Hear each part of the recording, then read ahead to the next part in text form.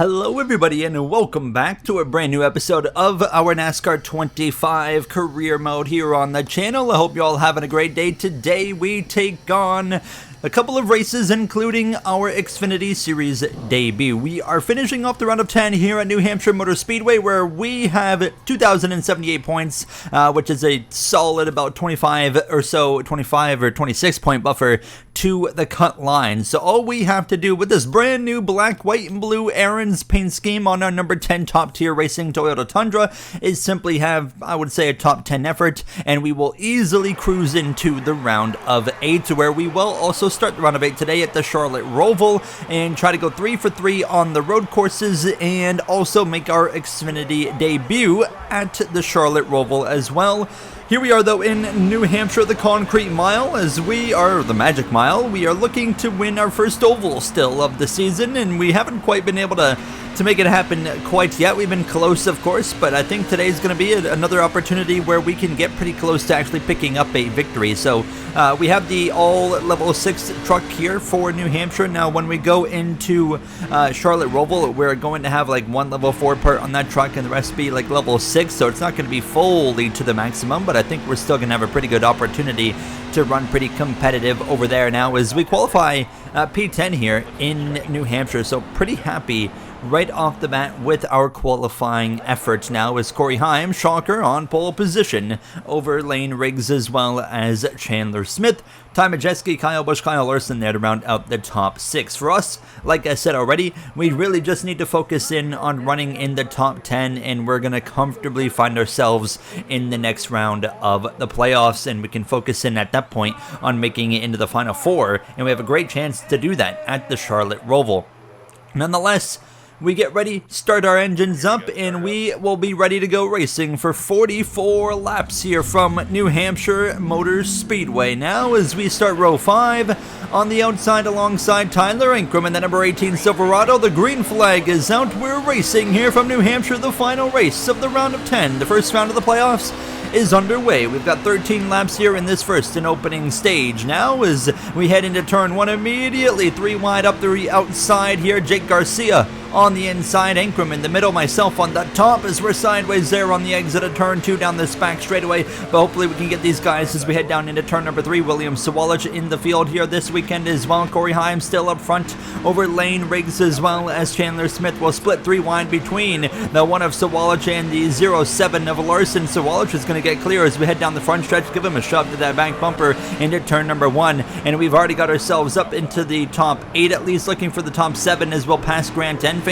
and that number 9 as we exit turn 2. So we're making some good ground up right off the bat as they are 3 wide behind us, but as these laps would continue on, they're 3 wide up front with Heim, Riggs, and Smith, and actually now I'm 3 wide in the middle with Majeski on my outside and Jake Garcia to my inside in the number 13 as we come out of turn 4 down this front stretch, still 3 wide. So that far inside line working pretty well for the number 13 Ford F-150 there for Thor Sport, but I myself kind of didn't really feel like I could run the bottom very well like they are, and like Sawalich is, for example, but Garcia making it work in that Quanta Ford. So we drop back down to the 8th position by lap 5, continuing to kind of rip this kind of second to third lane, if you want to call it that, in the corners now, and just trying to find some grip. But Kyle Larson now had gotten up my inside as well, and right off the bat, this is the first race that we're recording where we can actually make some pit adjustments.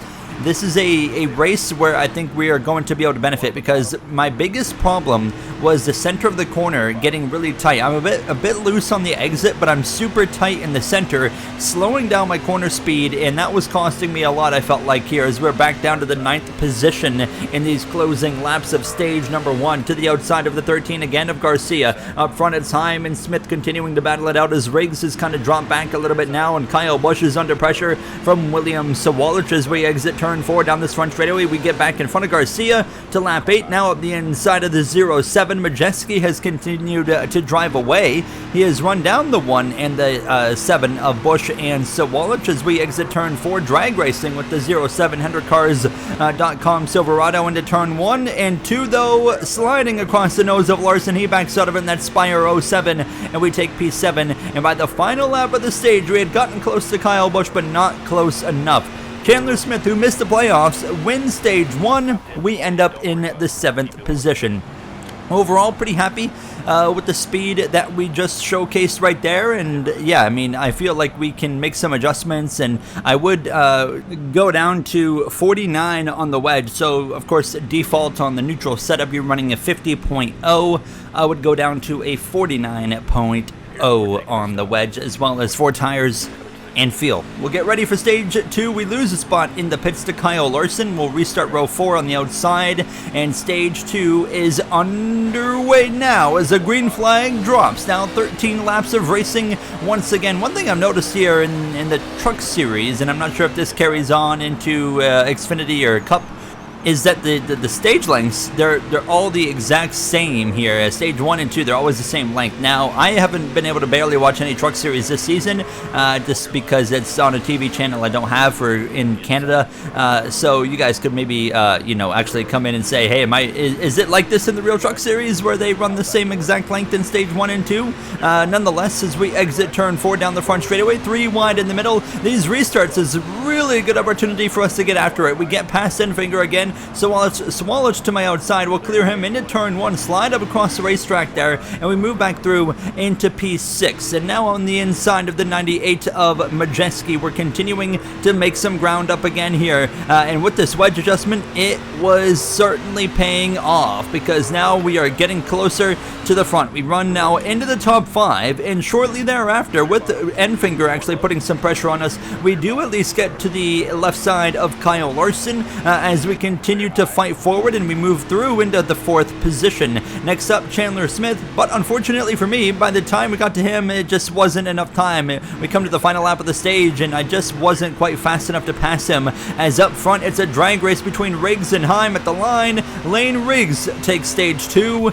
We cross the stripe for the 4th position. So overall, still not bad, and I feel like we are making some good progress. Now, I felt a little bit loose right there in stage 2 overall, and I felt like it was maybe a little bit too much, and I was definitely considering making an adjustment going into stage 3 instead of going with the 49, maybe 49.5. So we're going to try 49.5, which is still looser than we were originally, but obviously a click tighter than what we just were. We'll restart P4. Don't lose anything in the pits. The green flag is back out. The 3rd and final stage kicks off here from New Hampshire Motor Speedway at the Magic Mile. Less than 20 laps to go. We will not need to make a pit stop here in stage 3 to make it to the end of this race. 18 laps of fuel is enough to get us to the checkered flag. As we exit turn 2, and Riggs takes the lead from Corey Heim. He slides up across the nose of that safe light number 11 Tundra, and he'll say, hey, I'm taking control of this thing now, as we fade off into turn number 3 following this number 11 now, as Heim is actually going to leave the door open, and I am going to fill it 3 wide through the middle now as we head down this front straightaway. And look at the run we got down this front stretch. We'll clear Majeski on the inside, Heim to my right side into turn 1. We slide up across the track. Fortunately, though, able to keep it off the door of that safe light 11 as we exit turn 2. Heim not going to back down from this one now. He's already locked into the next round of the playoffs. So was that 34 of Riggs. Those are the 2 playoff winners so far in this round of 10. So I don't mind using them up a little bit if we need to, but we clear the 11 nonetheless, and Heim's going in the wrong direction. He would spend the next few laps fading backwards as myself and Majeski continue to pressure Riggs and Smith as we come to lap 30 of 44. Now right to the back of the Loves Ford F-150, who would eventually clear his teammate of Smith, and then I would follow through as well to the inside of the number 38 down this front straightaway, and Heim continues to struggle back there now as we try to clear this 38 into turn number 1 for the 2nd and runner-up position. Actually, I had a bit of contact there down the front straightaway leaning into turn number 1, but we clear the 38, and now we can try to fight with the 34 of Lane Riggs. Pretty tight on the exit of turn 2, and the fights are not over as I'm continuing to try and put some pressure on the 34. It actually opens the door for the 98 of Majeski to fight back up my inside here. So just when I thought I had a shot to go for the lead, well, hold on. Ty Majeski wants to get into the conversation, and he's going to try and pass us through 3 and 4. And the problem at this point was I had burned up my right front tire. So Fortunately, you can still get that right front tire to come back. You just need to back down your pace. But I didn't quite realize it until I was officially getting passed into turn 3 that I just needed to back down my pace for a few laps, and that's what you got to do. You got to cool down that right front tire before you can really make, kind of a final push here to try and steal this win. So we come through a few laps later, lap 36, and that was exactly what I had been doing. I was saving that right front tire, now cooling it down, making sure that I was going to be in an optimal position to be able to push this right front to try and win this race. Now, the right front's at 267, now 270 plus degrees on the left side of that right tire, so the inside of that tire through the corners. So as long as we're under 300 degrees, we are in good shape. So lap 40 coming to 41. The tire warning light is on, but you can see we have maintained pace with these two leaders that continue to battle it out between Majeski and Riggs. And as we exit turn 4, I'm still running down in 5th, and you can see that right front still below 300 degrees as I very briefly looked at it, but we have definitely got an opportunity right here, I think, to start to put some pressure on both of these drivers. We might have a chance to get to the lead within the next lap or two as we exit now turn 4 to the inside of the 98 of Ty Majeski down the front straightaway. Look at the run we've got down the front stretch with 3 laps to go into turn 1 side by side with the 34 into the corner. Near contact we're going to avoid, and I think we have played our cards to perfection. First oval win in the Truck Series on the line. The 34 with the run down the back straightaway. We lean on his door, side draft him, pull him back to us into turn number 3 as we approach just 2 laps to go. Riggs up the racetrack. I'm going to slide across his nose. New leader, the Canadian, Gary Owen, out of turn 4 down the front straightaway as we look for that first oval win, and it's about to be successful. We come a lap later to the final lap now, and it's Majeski in second, chased by the 34 of Riggs. Smith in 4th. Heim still down in 5th position. That's the best he could do as we slide out of turn 2. Majeski, just like Watkins Glen, where he's chasing me on the final lap. This time no fuel mileage in the conversation. 15% left of life on that right front, but we hang on through 3 up the racetrack. Does Majeski have anything for us? Hard on the throttle of a turn 4. He doesn't have enough to the checkered flag. Finally, we win on an oval in the Truck Series and clutch up in the playoffs, our 3rd win of our rookie season as we continue to improve and impress potential Xfinity teams as we get to burn it down here from the Magic Mile at New Hampshire Motor Speedway. And now we get out of our truck and celebrate our 3rd win. 2 road course wins, 1 oval. I'm confident we can go back to back because we are now going to head into the Charlotte Roval, where of course all the road courses, and I say all of them, only 2 of them that we've done this season, we have been victorious at. So now what can we do at the Charlotte Roval? A new road course to me, and I've not won at a road course in my first trip to the road course yet, so that could be the same scenario here. Here's the new playoff round. We have 3,015 points. 5th through 8th are all below the cut line, of course, because we eliminate 4 drivers to make the championship 4. So if we just do what we need to be doing here, we're going to be okay. And when I say that, I mean just running top 5, running top 10, then we'll comfortably be able to hopefully make this final 4. As you can see us getting some new parts. Look at the worn parts we got. So we've got some work to do. We got some money to spend here as we come through into the Charlotte Roval now. And right in the middle of my qualifying lap, and this is an exciting weekend because to follow this truck race, I'll be making my Xfinity debut in the number 24 Toyota Gazoo Racing Toyota Supra for Sam Hunt Racing. As we exit the final chicane here, and actually got into the wall a little bit, we would qualify row 3, P6 on the outside lane, but I mean right off the bat, feeling pretty confident with a bit of a sloppy lap, and we were still in the top 6. So I think we've got a very, very real opportunity to win this race right here now as we get ready to go racing now from the Charlotte Roval. Green flag is out now. 5 laps of racing. Corey Heim on pole position into turn number 1. Nearly contact right off the back there with Majeski. Larson's up here. Bush is up here. Gio Ruggiero as well, who makes a mistake, and we slip up the inside. We'll take the position from the Tricon Garage driver now now as we're right to the back of the 98 of Ty Majeski now, as he's already got some damage there on that right rear as we exit the right-hander now, and we'll get alongside as we head down this short chute here. And of course, this is the new Roval layout that NASCAR implemented in the 2024 season that we see in this NASCAR 25 game. So instead of turning right, a little ways back there behind us, we keep going through here into this extremely heavy braking zone here. The hairpin now back onto the oval, and I was slow to get through here, and actually Gio Ruggiero was able to get back in front of me, so we would settle back in behind Ruggiero in the 6th position all the way through until the end of the second lap here now, as we come through this final chicane, get a decent run on the exit of the final turn now. And it wasn't until a few corners later to start lap 3 when I got an opportunity to actually pass the 17 up the inside. So we take the position there,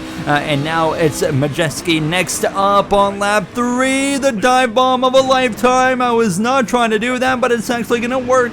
We'll clear him on the exit just about. He's still alongside us, so into oval turn 3. We continue wheel to wheel with this number 98 for Thor Sport now, as Heim continues to lead the race as we roll through off the exit of oval 4. We clear the 98 and set our sights forward onto Kyle Busch on now the final lap of stage 1, and we have got a lot of speed in this Aaron's Toyota Tundra now. We've already got a 1 win this episode. Can we get a second as we continue to run down NASCAR champions? The 2-time champ right here of Busch, and the 1-time champ from 2021 of Kyle Larson. Heim, however, takes the first and opening stage of a new playoff round here in the round of 8, and we are going to cross the line for 4th. It's all playoff drivers in the top 4, of course. As you guys know, Busch and Larson, the part-timers, are still in the playoffs. Well, they had some pretty strong efforts there, so we're the 4th best of the drivers trying to get also into the final 4. So we're going to pit for tires as well as fuel. Get ready to go green for the second stage. Is Ruggiero, Sawalich, Mozak, non-playoff drivers all in the top 8.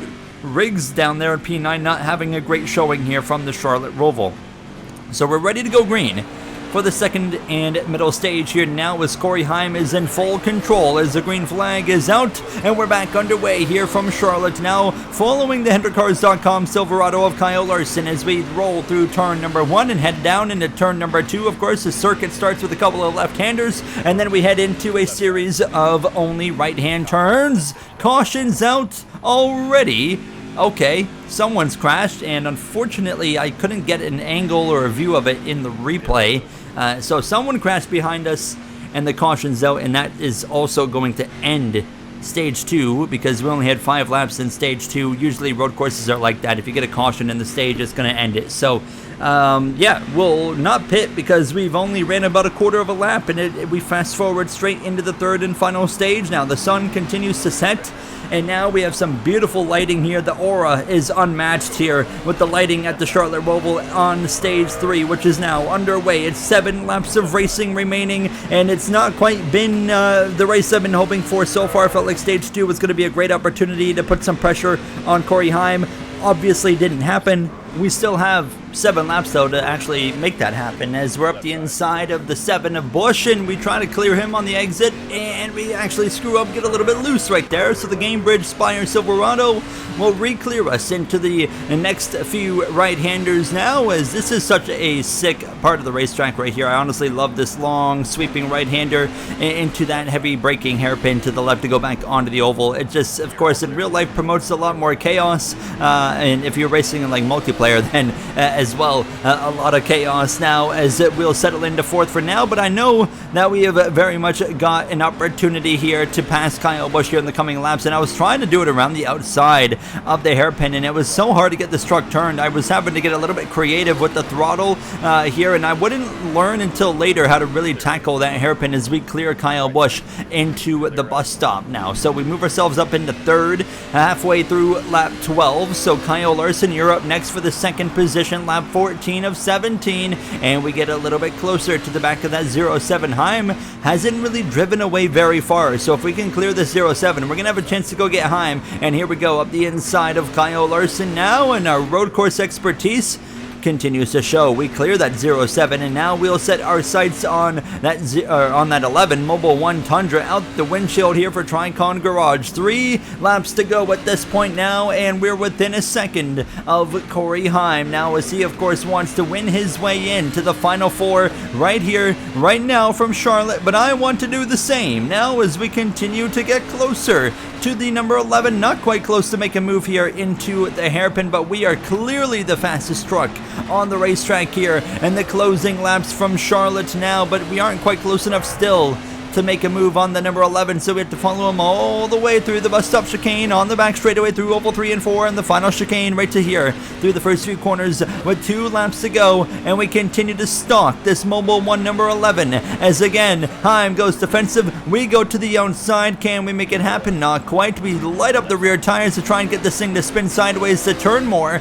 and it just wasn't enough. To the final lap at this point now, and we're going to get one real shot, I feel like, to pass Corey Heim now, and it's going to be in that hairpin. The outside's not been working. It's worked a lot, but it's not working on the number 11, and now we've got one more chance to do it on the final lap here in the first race of the round of 8 here from the Charlotte Road Course. Now through the right-hander, closing, and we're going to get aggressive. We're going to dive up the inside of Heim into the hairpin. Now we're going to be wheel-to-wheel tight, leaving him not much room to work with contact. He slid us into the outside while we go. We save it now, and the 11 of Heim gets through. He goes back to the lead of this race as Kyle Larson joins the conversation as well, and he'll go to my outside as we exit turn 2 down this back straightaway. He should back out of it. Yes, he does, as Corey Heim and myself come together racing for the win here from the Charlotte Roval, and now we're not close enough to get him back now, as that was obviously on me. I squeezed him up to the outside wall. He held his line. That was fair game. I just overstepped a bit of the boundary there to try and win this race, and we paid the price now, as we're gonna have to settle for second position. We're not gonna get 3 for 3 on the record for road courses this season. It'll be 2 for 3 instead. Corey Heim through the final chicane takes the first race of the round of 8. Hello, Final Four. He's locked in, and we'll end up in the second position. Not how I wanted that final lap to go, not how I imagined that final lap going. And yeah, there you see it. So I did expect contact. I didn't go into that final lap thinking there wasn't going to be contact. I knew I was going to have to get physical, but I would have really, really liked to have won that race and locked ourselves into the Final Four, but it wasn't meant to be. But a great start to the round sets us up very well for Talladega and Martinsville to get into the Final Four. But Talladega, in the next episode, we know anything can happen, but there you see. So Heim's already locked in, but we got 3,064 points, so that puts us in a decent position, over 3,049, 15-point buffer to the cut line of Majeski, Riggs, and Rhodes and Enfinger, all a little bit further below. But now it's time for the moment we've been waiting for. After technical inspection issues, we unfortunately did not get to qualify in this number 24 for the Toyota Gazoo Sam Hunt Racing Toyota Supra, but we will start from the back of the field, meaning we have got a lot of work to do, but we've been waiting for this moment, and it's here. Thank you, everybody, for this opportunity. I'm going to make it count.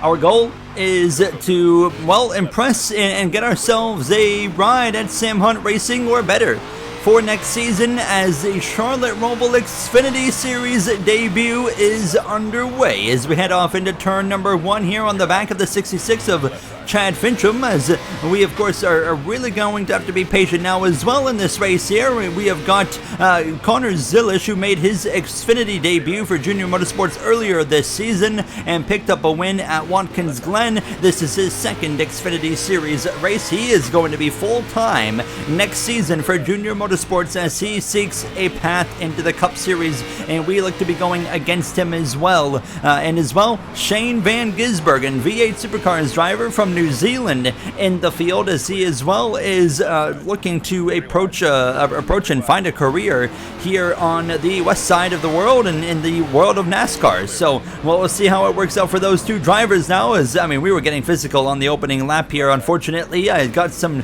damage on the front bumper already. We have a massive stack up here into the bus stop chicane, but like I said, all about being patient and working our way forward. Now obviously you guys know you cannot just get some part-time start in NASCAR 25 career mode for an Xfinity one-off. This is done with the quick race feature, all to just kind of continue to build the story that I wanted to build with this 25 career mode. So just for full transparency, so you guys are not kind of misled by that now, as we continue to try and make some moves here around the hairpin. And as we head in towards oval number 1, we're going around the outside of the 44 here of Brendan Poole, and now we'll try to run down Corey Day. We would pass him, and as we came towards the final lap already of stage 1, we were passing Josh Williams in the number 11 to put ourselves into P21. Final lap of the stage up to the back of the 39 of Ryan Sieg. This, of course, is a race where we expect to be really strong. We have come from a road racing background. Now, since we've come into NASCAR, we've been fully focused on NASCAR only while we progress in towards Xfinity and the Cup Series. Now, once we hit the Cup Series, we can calm down a little bit, and we don't have to focus on just only NASCAR. We want to do other types of racing, dirt racing. There's big dirt races I want to compete in and try to win. I want to, of course, compete in the Indy 500 at some point. I want to do a supercars race. I want to prove that drivers that go down a NASCAR path are just as competitive as other drivers in the world, and maybe some of the best drivers are right here in NASCAR. And I think we've got the ability to prove that here by winning multiple types of different series of racing, as well as rally, stuff like that. That's kind of the goal here, is to continue to prove what NASCAR drivers are capable of. Stage 1 ends. We were inside the top 20, and we pit for tires and fuel, and now Connor Zilisch here is leading as we come back to the green flag now, side by side with the 27 of Jeb Burton. Do not want to get into him, don't want to anger him, because he'll go and tweet about it, and we don't want to have to respond to those. Now, as we continue side by side with him, and actually a really awkward corner there in turn 2 completely kills my momentum. We jump down into 18th behind the number 10 for Colleague Racing and that Chevrolet Camaro of Daniel Dye. Now as we exit the right-hander, trying to look up the inside, we know where we can make up a lot of ground is in that hairpin, and I feel like we can make up a lot of ground, especially on this restart. We're into P17 or so as we head in towards that hairpin. Contact with the 10. We'll keep it to the right side here, and look at the ground. 1, 2, 3, 4, 5 or so positions that we're about to gain now as we head back onto the oval. So making some absolutely fantastic gains here on the opening lap of the second stage. But look at the checkup we get there from Taylor Gray. This weird checkup we can get in that final chicane absolutely screws over the 54, and we would have to fight back here now to the left side of the 18 of Williams. So Wallace to pass him as we continue side by side. He is not going to make this easy, but fortunately, once we got through that little moment with the 54, things kind of calmed down, and we were pretty okay after that now. And here we are in P11, trying to continue to work our way forward in these closing moments of stage number 2. Connor Zilisch continues to lead the way. There you got the number 2 of Jesse Love just in front of us there in that wheel-in Camaro there for Richard Childress Racing. Well, we would pass him here on lap 3 going into the bus stop chicane. So now we have entered officially the top 10 here from Charlotte Roval on Xfinity Series debut for Sam Hunt Racing. Now as we roll up to the back of the 7 of Justin Allgaier, and here we go with 2 to go in the stage, trying to go around the outside. Then we get on the brakes there, and what I found in that hairpin was my strategy in trucks was just kind of, you know, hitting the throttle, trying to spin the rears to get the car to rotate, or the truck to rotate in that hairpin. What I did find here in the Xfinity car was that was the wrong approach. No, you just got to simply slow the car down enough to make the turn. Crazy to think it took me over a race to figure that concept out, but I did eventually, thankfully. And now here we are on the final lap, absolutely scrapping with the number 7 of Allgaier now. But it contacted between himself and I, and we clear him just about. No, he's going to fight back. Now clear on the exit of the corner for 9th position. Not anywhere close to enough time to run down Nick Sanchez. So we come to the end of stage 2. Connor Zilisch takes the first 2 stages. We'll settle for the 9th position. A very strong effort going here so far from Charlotte. We'll get ready for the 3rd and final stage, where we're going to come in and pit one more time here for 4 tires as well as fuel. Left front tire actually was the most worn tire so far, as we'll get ready for that final stage. We do lose a position there to Justin Allgaier, unfortunately, but I'm up for the challenge to continue to go forwards here from the 10th position. The final stage, 7 laps of racing underway as we head off into turn number 1 behind the 48 of Nick Sanchez. As there goes Allgaier, going to clear us. Jesse Love as well up my inside here. He'll clear me, so we drop back outside of the top 10 now as we continue to follow this 48 and make a bit of contact there with that sausage curb now as we continue to try and defend sideways on the exit of the right-hander now. Sawalich and Kvapil both coming up to the back bumper of myself here as we continue on to work our way forward at this point now, and Love's to the left side of Sanchez. Do I want to go inside or stay outside? The outside here to this hairpin has been quite beneficial, and look at the ground we make. We can just kind of sail it off in there and make things happen. Up into P8 after passing Sam Mayer and Allgaier both, and we've gotten ourselves now up to P7, now passing as well the 16 of Christian Eckes here around the outside in the hairpin. What a world of difference getting that hairpin right makes here with the braking. I mean, you can just absolutely roll through there. So we gained another spot, and now we were putting some pressure on Sheldon Creed and looking for the similar move, but this time up the inside into the hairpin. This hairpin's been absolutely fantastic for myself here today. We've been able to make so many moves, and we'll be able to pass this 00 for, of course, the Haas factory team now, and that'll put us into the top 5. Not long after, we have run down Shane Van Gisbergen, and we were setting the quickest pace of anybody. We were faster than this road course phenom of Connor Zilisch now, who is looking to make a career on ovals going into next season full-time with Junior Motorsports now as we roll through oval turn 2 down the back straightaway to the outside of Shane Van Gisbergen. Over 80 wins in supercars from Shane Van Gisbergen now, and he looks to take those talents here into the NASCAR world as we're up to P4 on lap 15, but now to 2 laps to go to the back of Sammy Smith to the inside of the Pilot Camaro now through that hairpin. A bit of beating and banging there. That's just some good old road course racing here in the NASCAR world now. As we continue through oval 1 and 2, we'll be able to clear this number 8 and take the 3rd position to the final lap. Unfortunately, not close enough to run down Connor Zilisch, but we're going to have a chance to go after 2nd place in that 21, Austin Hill, and be able to get a runner-up result. Now, can we make it happen now as we continue to follow him? Zilisch is on cruise control in the WeatherTech number 88, and he is setting such a high standard for when he jumps into that car full-time next season as we head down the back straightaway into the chicane for the final time now, hopping up over the sausage curbs. I think we can get this 21 right here on the exit of the final turn here before we go into oval 3 anyways, and there we go up the inside, cross them over, and we'll clear them through 3 and 4. Connor Zilisch leads off of oval 4 into the final chicane. He is going to take victory here from Charlotte, and we'll head off into the chicane ourselves and settle for a runner-up finish on Xfinity debut. It couldn't get a whole lot better than that. Wow, what a race, guys. Thank you, everybody, for your hard work. Hopefully I can be working with you all next year.